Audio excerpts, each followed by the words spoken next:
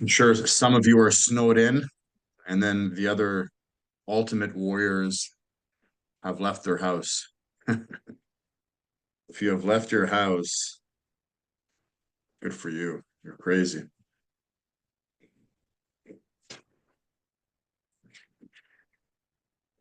So we're gonna just wait about 3 minutes here before I get started. Okay. So just hang on because more people are joining.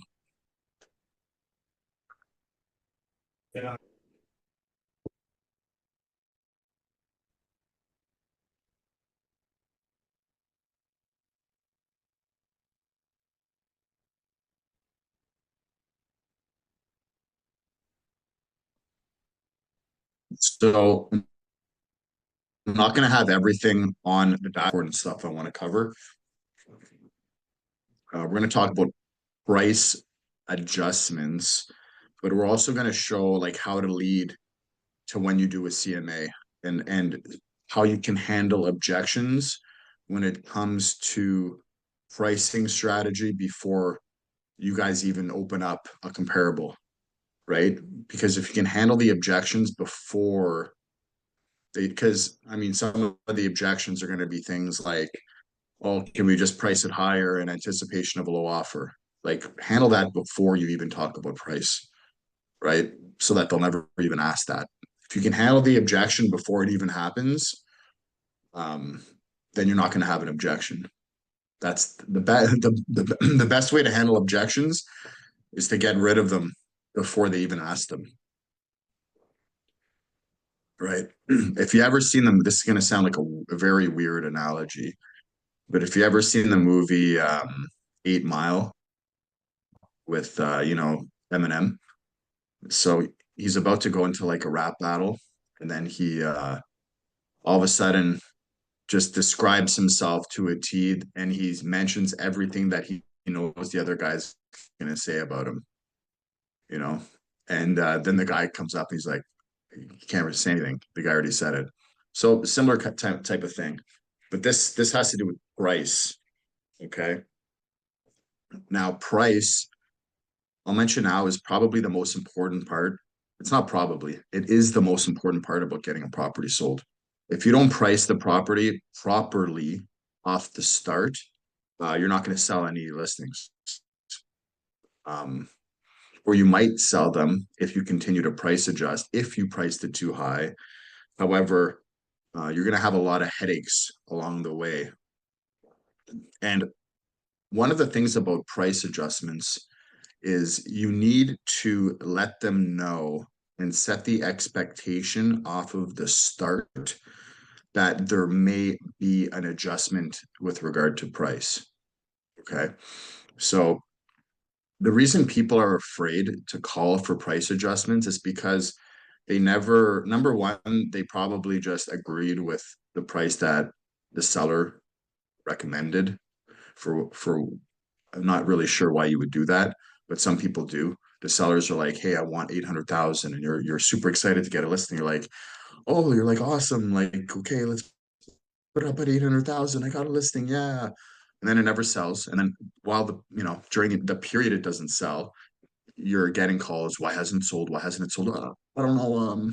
Put it on Facebook. Okay, I'll do this. Good I'll do morning, another Mike open speaking. house. And sorry, I'm just gonna mute Monique here. Um, So what I'm getting at is you need to set the expectations up front. Okay. But before we go into that, there's some things that I want to handle when it comes to price. Okay. So I'm just going to pull something up here.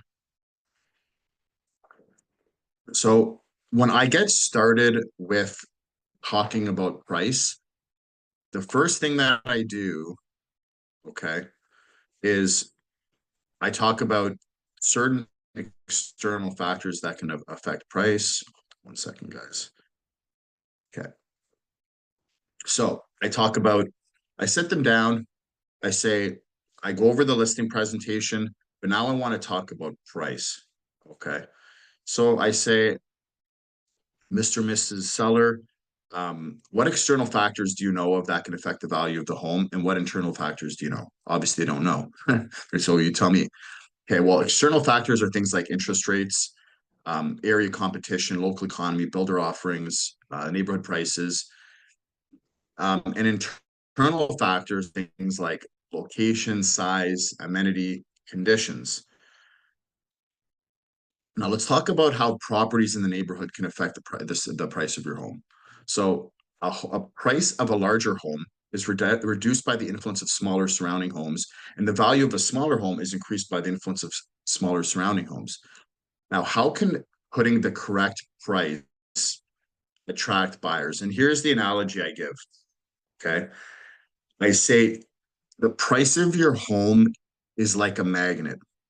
Now, let's pretend that magnet, the closer it is to the market value, the more it's going to attract buyers. The further it is away from the market value, the more it's going to repel qualified buyers. Okay. Or the less of a pull it's going to have to those qualified buyers. So let me repeat that. The price we put your home at is like a magnet.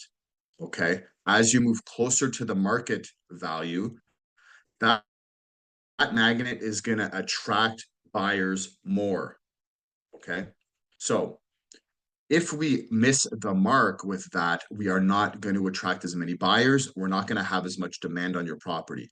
Buyers equals demand, demand equals price. Okay.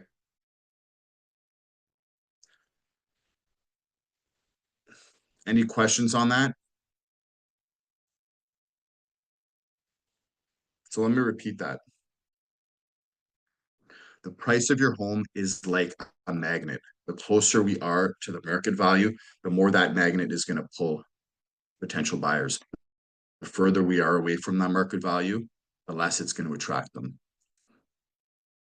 The higher of a price we're going to get is going to be dependent on attracting as many buyers as possible. And if we miss the mark in terms of price within the first week, we are going to miss those buyers. Okay, so I'm setting the expectation up front. Now I'm going to continue, and I'm going to handle. Remember how I said you handle the objections before they come up? I say, Mr. or Mrs. Seller, what a lot of people do is they put the price higher in anticipation of a low offer. You know, I've heard people say all the time, hey, can we just price it lower? And people just throw in a lowball offer. Hey, not a big deal, right? Wrong. Here, I want you to write this down. By overpricing your home in anticipation of a low offer, you harm your own efforts with regard to marketing by appealing to the wrong buyers. Now, what do I mean by that? How do people react to overpriced properties? How do they react to them? Buyers bounce off overpriced listings or overpriced properties. So if they see that your property is overpriced, it makes the other properties for sale in the area look better, and you will actually help to sell their home and not your home. So when you set, for example, if let's say, hey, can we put it for, hey, I totally understand you want to put it higher in anticipation of low offer, but by pricing it higher, we're actually helping the other properties around the area sell and not yours. People aren't going to put offers on properties they see that are overpriced. They're going to put the offers on the properties that aren't overpriced to try and get the best deal there. Everyone seems to think that they can just put like, you have to understand, like, we understand this stuff, but when you're going to see a seller, they don't understand this kind of stuff, right? They don't understand it. So you have to explain it to them. Some people think you can put it at any price and just, get an offer. Hey, well, yeah, if they think it's worth 500, then let them throw in an offer at 500. It's not how it works. But you have to explain that to them. Because if you don't explain it to them, they're just going to assume, and never allow them to assume. So that's why we're handling this stuff before we even talk about price. Okay. So the quote is, hey, if we price it too high, and I understand you want to price it higher in anticipation of a low offer, but it's actually going to appeal to the wrong buyers. Okay. And those buyers that see your property are going to bounce off of your property to a property that is properly priced. And you're actually going to help your neighbors and the house down the street sell as opposed to you. So you're going to help them and your home's not going to sell. So you want to handle that right off the bat.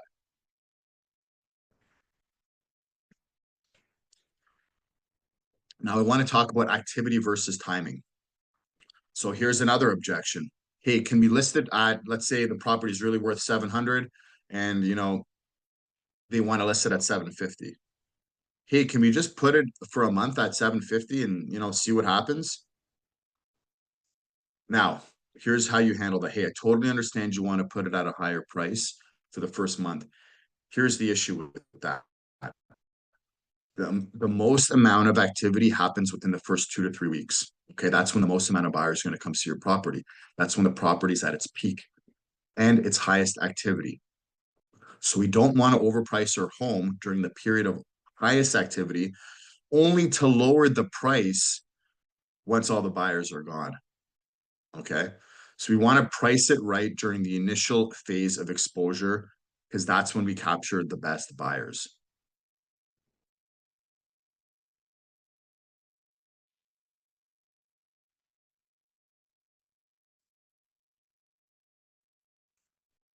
And then I even I say like a little analogy. I say, pretend like you're shopping around a property and you see a whole bunch of different properties and you see one property, it's been on the market for 60 days.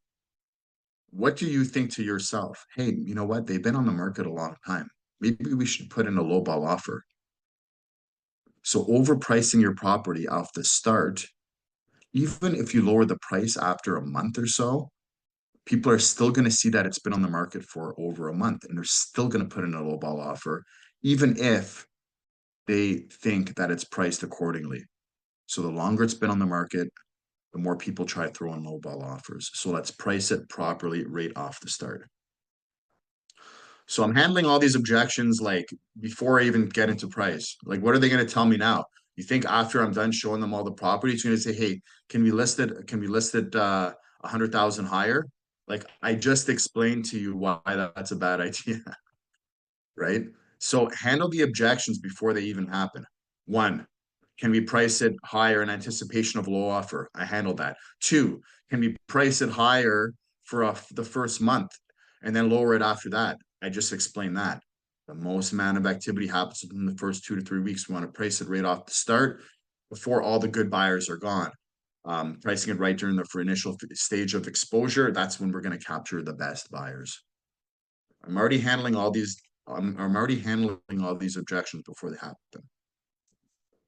Okay, now this training is on price reduction or price. I like to call it price adjustment. Okay, and one thing I want to talk about.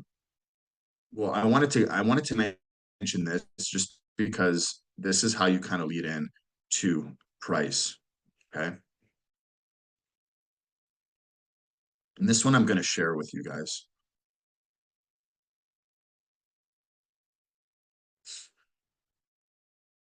1 second.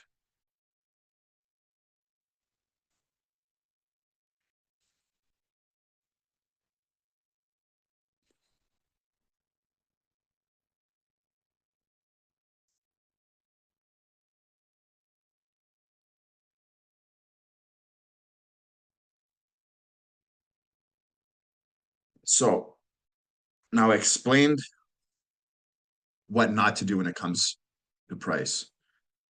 Okay. Now, at the listing presentation, I want to set expectations up front. Okay.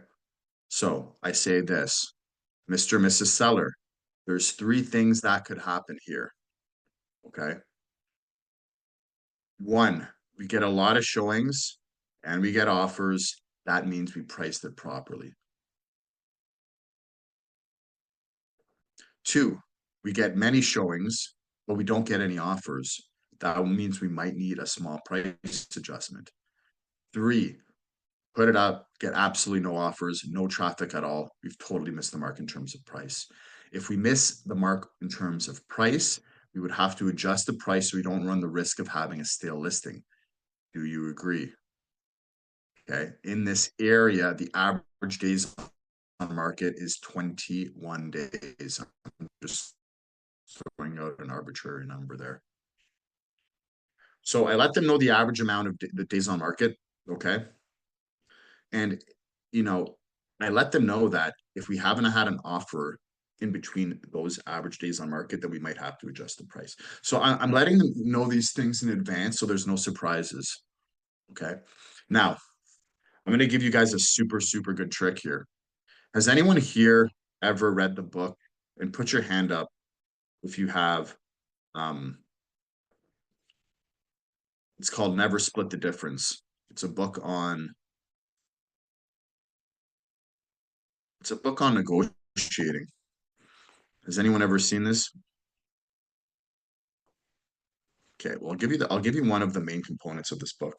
Okay. Anytime it comes to time to negotiate anything, there needs to be like a middleman. So there needs to be somebody to take blame for other than you. Now, who is this person that we are going to blame if they don't have an offer? And this person is called the market. The market is the one to blame.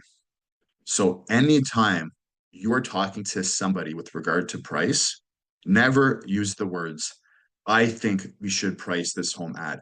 I think it's worth this. I think we should reduce it. I think this price home is overpriced. I think remove I think from your vocabulary when you're talking about price. If you're going to get something from this training, the ultimate thing I think you'll get from this training is removing I think and replacing it by the market is telling us. Okay. So based on these comparables, the market is telling us we should list it at 600,000. Based on these comparables, the market is telling us this. Comes to the price adjustment. Okay. Based on the fact that we haven't had any offers and it's been 21 days on market, which is just past the average days on market, the market is telling us we need to do a small price adjustment. The market is telling us. The market is telling us. I think the market is telling us.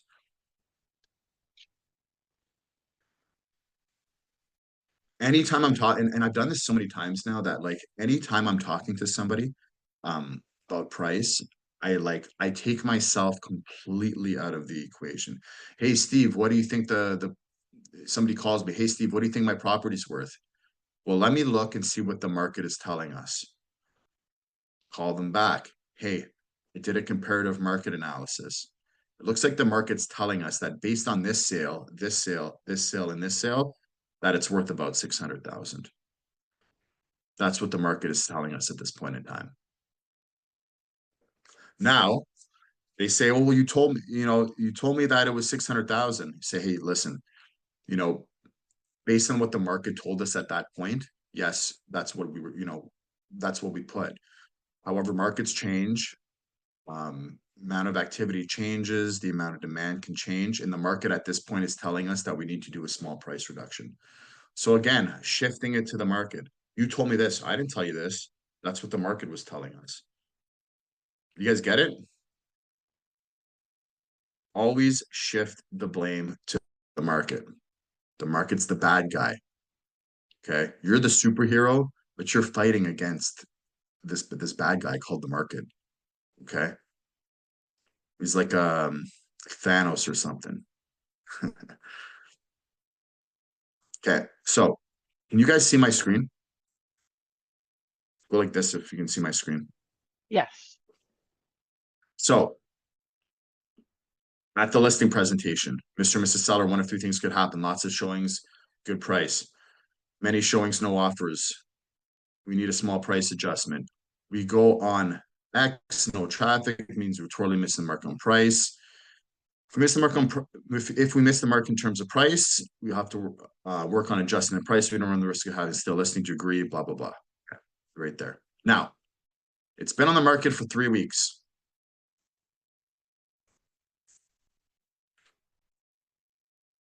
You already let them know that we might have to do an adjustment at some point.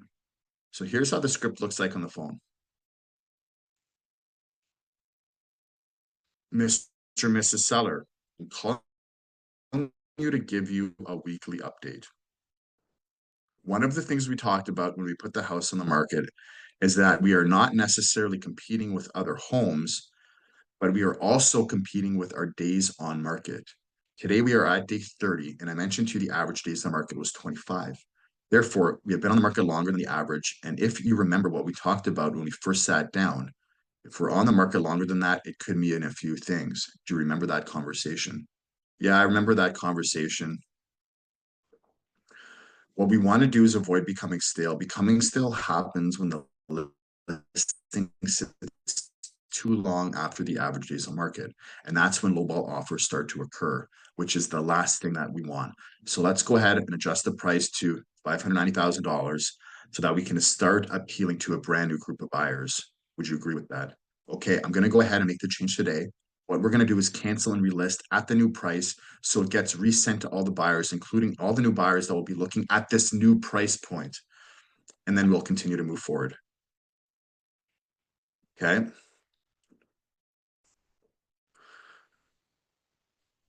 Does anybody have any questions on that? Where do we get this script?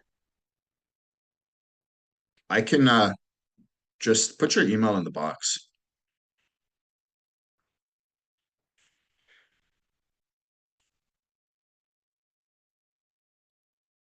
Awesome.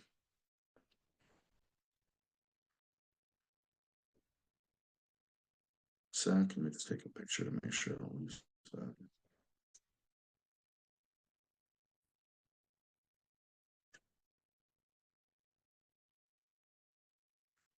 Okay. So let's go over that one more time.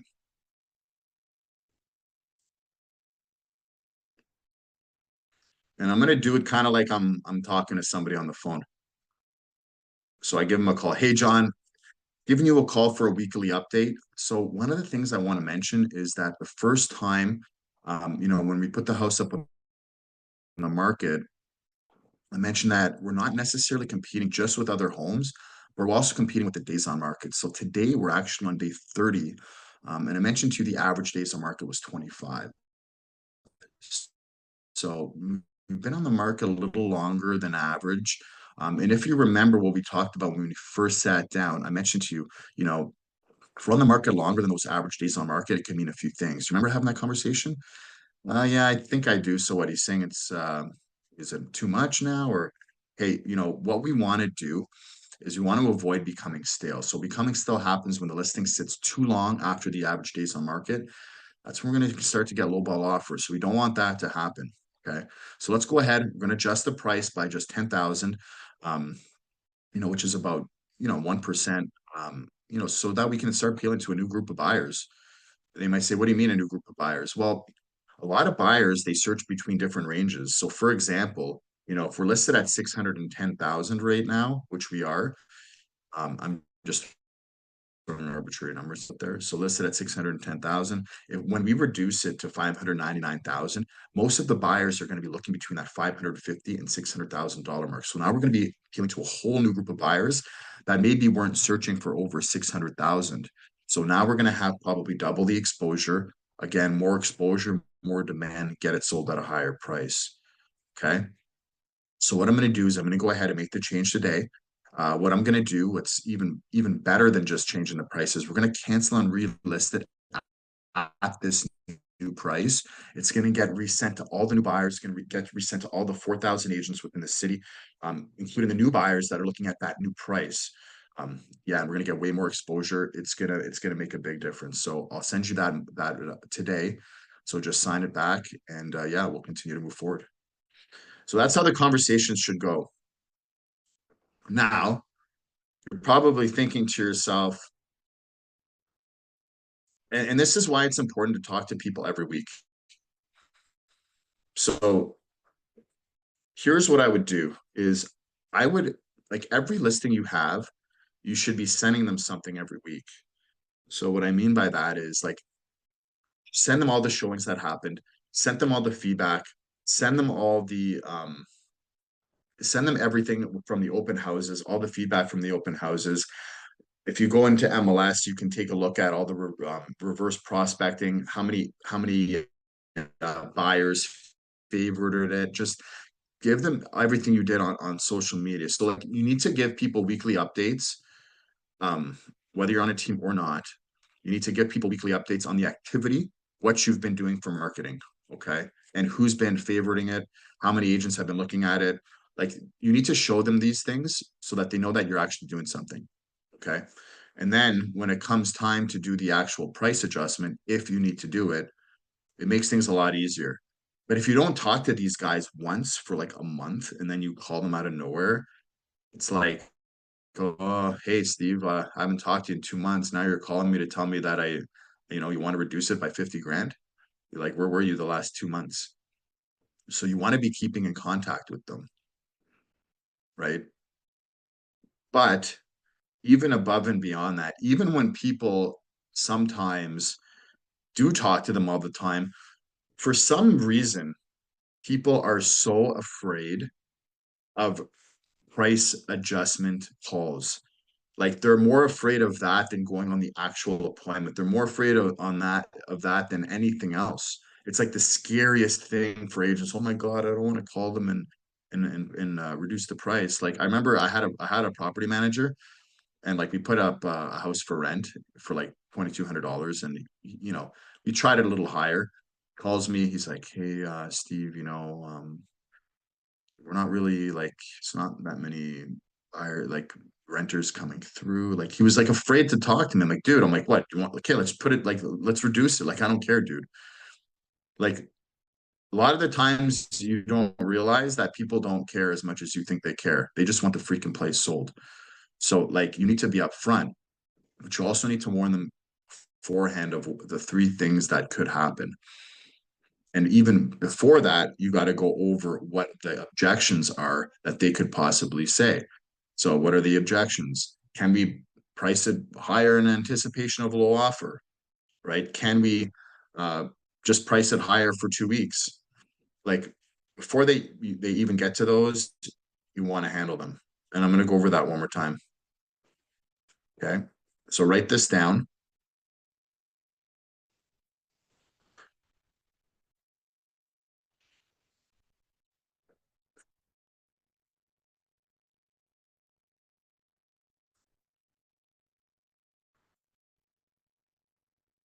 Can we overprice the property and anticipate a low offer? Okay. Here's the script. By overpricing your home in anticipation of a low offer, you're actually going to harm your own marketing efforts by appealing to the wrong buyers. Because here's how buyers react to homes that are overpriced. They bounce off the overpriced listings, and in this case, potentially your listing, and it makes the other homes in the area that are for sale look better. So they'll bounce off your home and they're going to go buy the other home. So you're actually going to help those other homes sell and you're not going to get any offers. Okay. Okay. Well, how about we price it? For 3 weeks, we price it at a high price. Here's the thing, Mr. Seller. The most amount of activity happens within the first 2 weeks. Okay. So if we overprice your home during the period of highest activity, the right buyers, the strongest buyers are going to be gone. So we want to price it properly during the initial phase of exposure to capture the best buyers. We're going to get it sold at a higher price and we're going to get it sold faster by doing that. So handle those things before they even come up.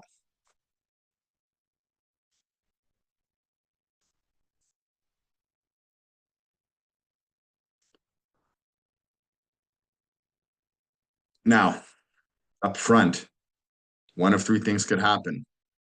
Lots of showings and offers, good price. Many showings, no offers. Need a price adjustment. go up on X price, no traffic means we're totally missing the mark in terms of the price. To miss the mark in terms of the price, we have to work on adjusting the price. So we don't run the risk of having a still listing. Do you agree? Okay. 3 weeks later, I'm calling you to give you a weekly update. One of the things we talked about when we first put the house on the market is that we're not necessarily competing with other homes. We're competing with our days on market. Today we're on day 30. I mentioned to you the average days on market was 25. Therefore, we have been on the market longer than the average. If you remember what we talked about when we first sat down the first time, if we're on the market longer than that, it can mean a few things. Do you remember that conversation? What we want to do is avoid becoming stale. Becoming stale is what happens when the listing sits too long after the average days on market. And that's when lowball offers start to occur, which is the last thing that we want. So let's go ahead and adjust the price so we can start appealing to a brand new group of buyers. Wouldn't you guys agree with that? Okay, I'm going to go ahead and make the change today. Well, what we're going to do is cancel and relist at the new price, get it sent to all the buyers, including new buyers that we're looking at. Okay. How to correct overpriced listings? A couple of points. Start with the right price. Never use reduce the price. Always say adjust the price. Remove price out of your vocabulary. Well, it's something else you can remove out of your vocabulary. I think the home is worth. Replace that with the market is telling us it's worth this. Let them know you're on top of it. Okay. Assure them the listing is fully exposed and we're creating traffic but not getting the right response. Keep it about the market, like I just said. The market is not responding. I'm not doing anything. It's the market is not responding. Give them fair warning. Don't surprise them out of the blue. If you see there could be potentially a price issue, you can hint at it a week before to give them a price adjustment call. Reduce sooner, not later. Don't just come out of the blue. People need to emotionally adjust.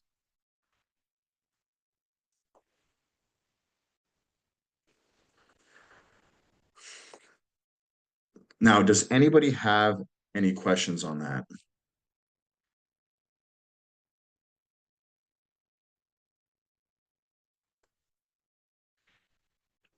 Anybody have any questions in general of anything that I can help them with?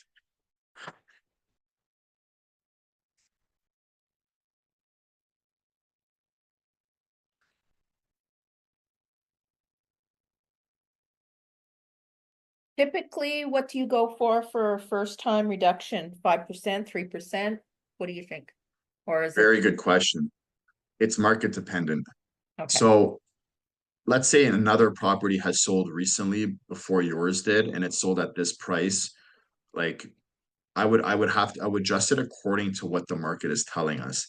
Now, but I'll give you some advice on that. Let's say the property, let's say it's listed at 550,000. Okay. If you reduce it from 550 to 545,000 by $5,000, that is going to do squat. It's not going to do anything. If it's not by at least 10,000, don't even bother reducing it. It's not going to do anything. It needs to be, unless it's a super, super low property, like, it's worth 150,000 or something, then you're going to have, then the ratio is going to be higher. But like, for example, $500,000 property, if we reduce it by 1%, that's a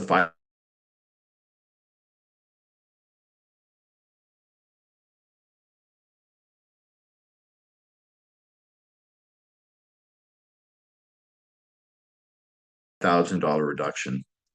So like, you want to be looking to reduce it usually by at least, you're going to be, I think, wrong.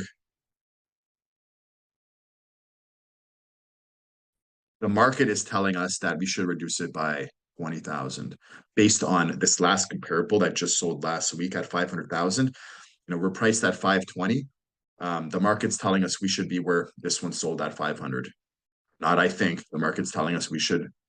How much do you think we should reduce? The market's telling us we should adjust by this. Notice how I'm changing the verbiage. Like that's like everything, because like it's taking you out of the equation. You got to take yourself out of the equation completely. It's not reduce, it's adjust. It's not you, it's the market. Market. Like if there's anything you can take from this training, is that the market is the bad guy. right? The market is the bad guy. You are not the bad guy. Um, if anybody could take pictures of the training, share, tag me, I would love that. We're doing oh, Angel just put her hand up for something. Yes, I had a Unless question. it's I was recently doing a CMA for a client, and I noticed when I'm Mhm. doing the adjustment based on previous sold properties or previous sold properties, when I'm doing the Mhm. adjustment, there's an extra bathroom or extra room, or say it's a corner lot, the other one isn't. Where can I Mhm. know what the price adjustments are for those as a new agent? Because I'm not familiar enough to know what the price adjustments should be based on those factors. Good question. So let's say that there's a middle unit and like, for example, you're selling an end unit. Okay. One of the things that I do, let's say, and there's no, like, there should be comparables, but let's just say, hypothetically speaking, there's none. One of the things I do is I go to the builders in the area. Okay. Let's say that property was built by, I don't know, Mattamy or something, or Claridge or whatever it is. Um, I look at the price difference between what they're selling the end units for versus the middle units. So, like an extra bathroom might not be as big of, like, it doesn't make as big of a difference as an end unit versus a middle unit. Okay. So like let's focus on the end unit and the middle unit. Find out what builders, the difference that builders are selling townhomes or village homes or whatever they are. What's the price difference between the end units and the middle units? If you What if can't it's an find older any home? comparables, what's that? What if it's an old home and like it was built in like 1960? Yeah. And one's an end unit and one's not. Yeah, you contacted builders for those too? Well, I mean, if you think about it, it shouldn't be that much of a difference, Okay. right? Yeah. It shouldn't be that much of a difference, even though one's like it's the ratio between the two. So like Hmm. let's say, like, here's something you could do, because the older homes are probably going to be like, I don't know, worth what? A little bit less than the newer ones. So let me give you an example. And remember, this is all hypothetical, but it makes sense. So, for example, let's say the new builds right now are 600,000, brand new. Okay.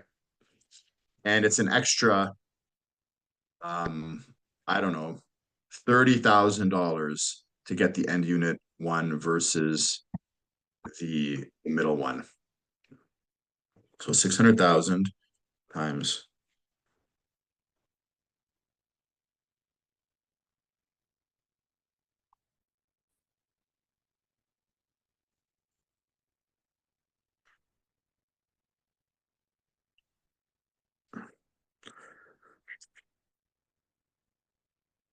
30,000, sorry.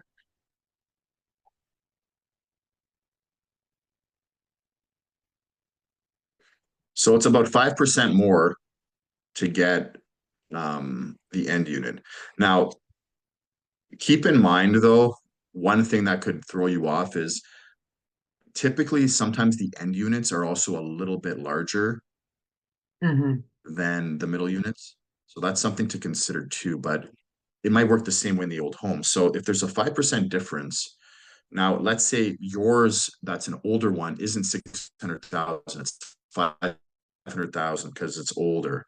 Okay. 500,000 times an extra 1%, 5%. Now you're at like 525,000. So because it was a $30,000 difference in the older ones and the newer ones, and now it's a $25,000 difference in the older ones. So that's a way that you could do it.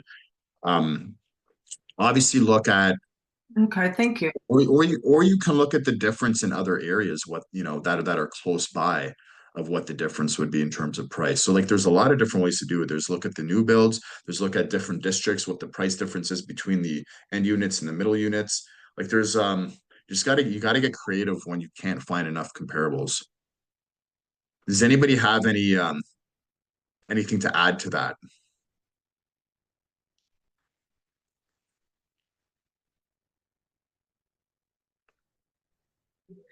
Typically out here, country older homes, bedrooms, we do an adjustment for roughly around 10,000. So, For what, sorry? bedrooms.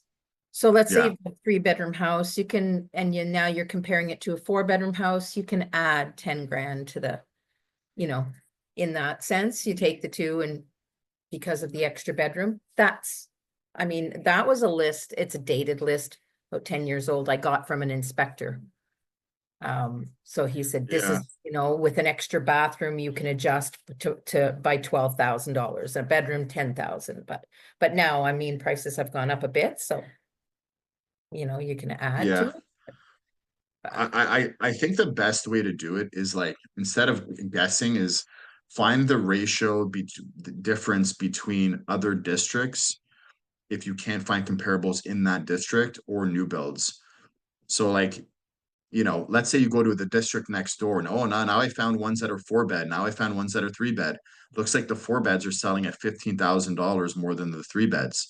Well, if everything else is the same, it should be the same for that one too, even though they're just one district over. Like it's not going to be so. Oh, then you add the 15,000. You explain it that way because it makes sense. So it's not going to be the same every time.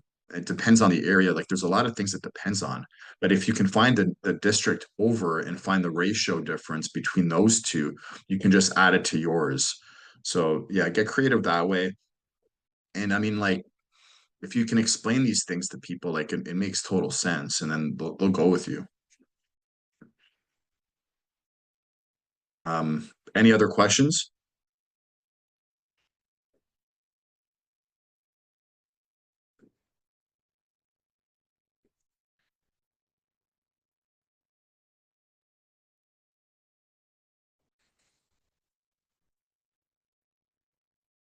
Okay, guys, I I'm have a going question to. quick. What do you use as your main system to pull your CMAs? Do you use Realm, KV Core? What do you use when you do your presentations? Which system?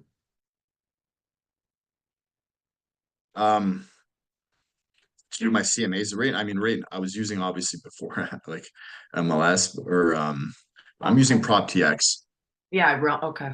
which yeah, I don't that's a whole other conversation. Mhm. I'm not a big fan, but I'm sure I'm not the only one that thinks that. It is what it is. Use what we can. It's the biggest nightmare right now for like multifamily. Like I do a lot of multifamily and like the numbers are not even there anymore. It's like it's a total disaster. You got to call the agent, find out like what the gross operating income, net operating income, all that stuff was, and it's just a freaking nightmare. But anyways, that's a different topic. Um, any other questions? Oh, and to find the average days on market, I do it's called, there's a button. If you highlight all the properties you want in the district, you can put quick CMA. It's going to tell you average active price, average listing price, average sold price.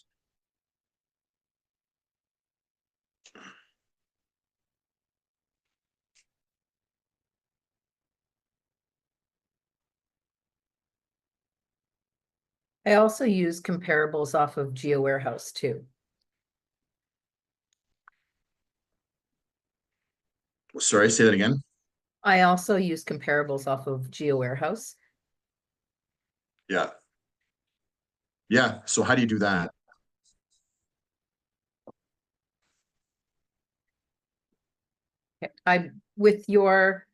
So if you're getting a new listing, bring it up in Geo Warehouse, see what they paid for it. And then there is a button on the top right-hand corner that says comparables, and you can push comparables there and then look through them. It'll tell you what sold in the last little while, pick the most recent ones and comparables. Like, you've gone to see their house, you know it's a 4-bedroom. Well, look at what's sold in the last little while in Geo Warehouse. They'll give it to you in the circle range, and then pull up the most comparable like that, and then average the price. That gets you a medium, a high, and a low. So it helps with the pricing. Yeah, and there's reports you can print out on there too, I saw.